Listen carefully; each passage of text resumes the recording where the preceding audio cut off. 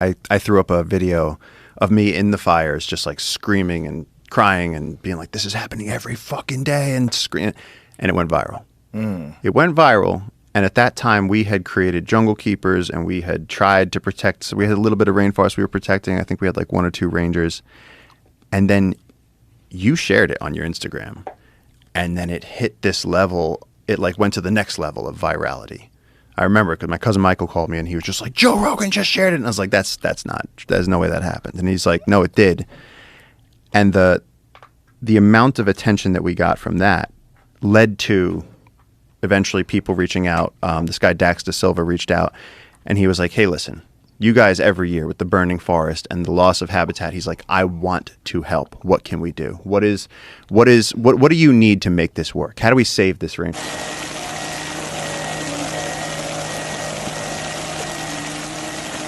And what puts those fires out? Do people actively try to put those fires out, or they just wait till it rains? No, the people start them. That's the funny thing. Is it?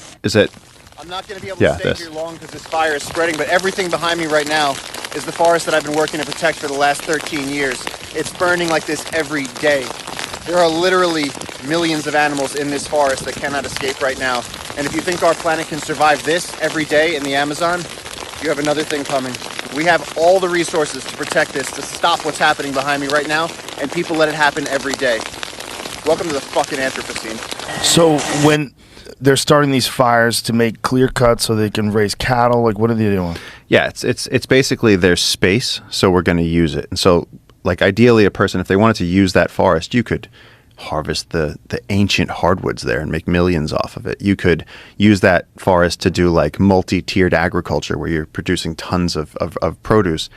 These are people that are coming in, they're just clear cutting the forest. They're planting like cacao, papaya, grass for cows. Like it's literally burning down your house to cook us a meal. And who owns that land? Well, that's the thing. A lot of it is indigenous land. A lot of it is they call it like Brazil nut concessions, where it's just like areas where like you're supposed to be harvesting Brazil nuts, but a lot of times it is private land. But there's people coming from other parts of South America, and they're just coming in and they're clearing these areas, and it's happening fast. And no one is there to protect. There's just not enough resources to keep an eye on it. It's just the vastness of it all. There's a vacuum in conservation. There's a problem with conservation. No one's going to pay you to go out into the wildest places on earth and protect these things. Like, for the most part, it's very difficult. You can go get a job as a conservation biologist. You can go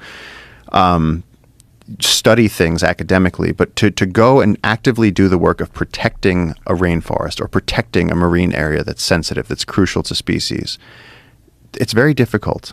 And so that's why that whole story was so important, was because I was, by that point, I was like 14 years into doing this with no support, no funding, no backing, no nothing. It was just me and the local guys, machetes and bare feet.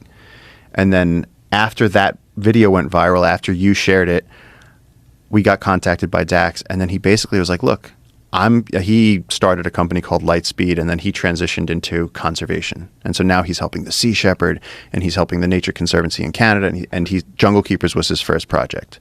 And all of a sudden we could actually do it.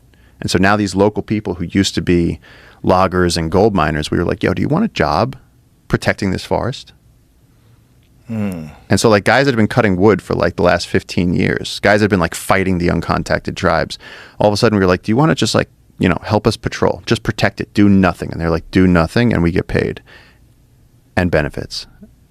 And it's a huge success. Like, we were protecting 50,000 acres now, millions and millions of heartbeats in there, like spider monkeys, troops of giant river otters, jaguars, harpy eagles. I mean, just more biodiversity than you could list. And we need to protect 300,000. I need to protect 300,000 acres in the next year, because now there's like Chinese machinery coming in, where they're coming in with those giant earth moving things that like take out the trees. Yeah.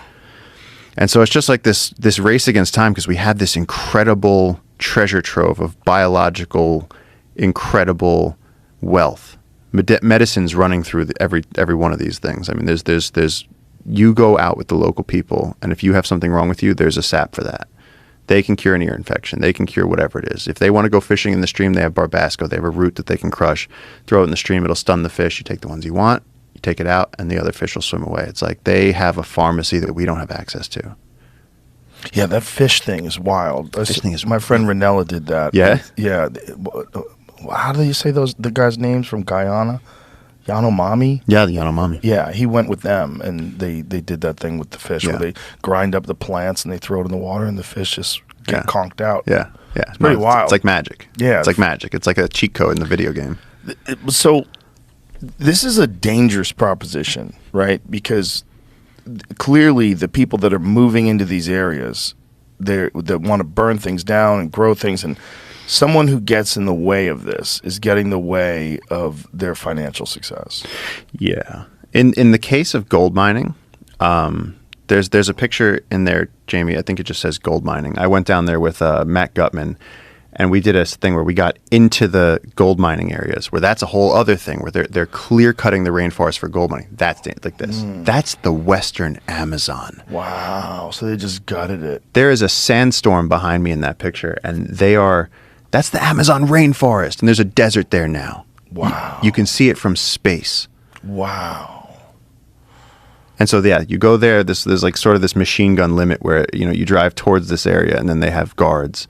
And inside there, they have there's that big hose going out. They have to cut the forest, burn the forest, suck up the land, and then the gold comes in the sediment, in the sand.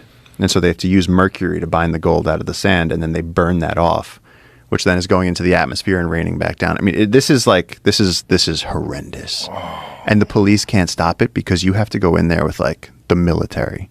The police will just get killed if they go over there. Oh my God. So yeah, we got in there this one day with some Russian gold miners. It was very strange, and actually, you got in there to investigate. We got in there. We went in there with Matt Gutman's crew, and we actually filmed in the gold mining areas, which no one does. And while we were in there, one of the Russian gold miners was like, "Hey man, listen." He goes, "You're that guy with the Instagram, right?" And I was like, "What the fuck are you talking about?" And he goes, "You see those guys over there?" And I was like, "Yeah." And he goes, "They just said your name." And I was like, "Ooh. Oh." And then, like a week later, those guys pulled up, and it was annoying because the guy like acted like he had a gun, but he didn't show me. And he was like, "Hey, no more posts about gold mining." And I was like, "The gold miners follow me on social media. Like, are you fucking serious?" Like, but no, that area is dangerous. Our that Lord, had to be terrifying. Yeah, I mean, for a second, I was like, "Is it happening?" Right. Because the way they pulled up, I was like walking on the street, and they cut me off, and they were like, "Hey, Paul Rosolie," and I was like, "Oh." And our lawyer, or the guy that used to be the lawyer for Jungle Keepers, his father was very vocal locally about the gold miners and standing up to them. And they just whacked him. Just that easy. No consequences. No consequences.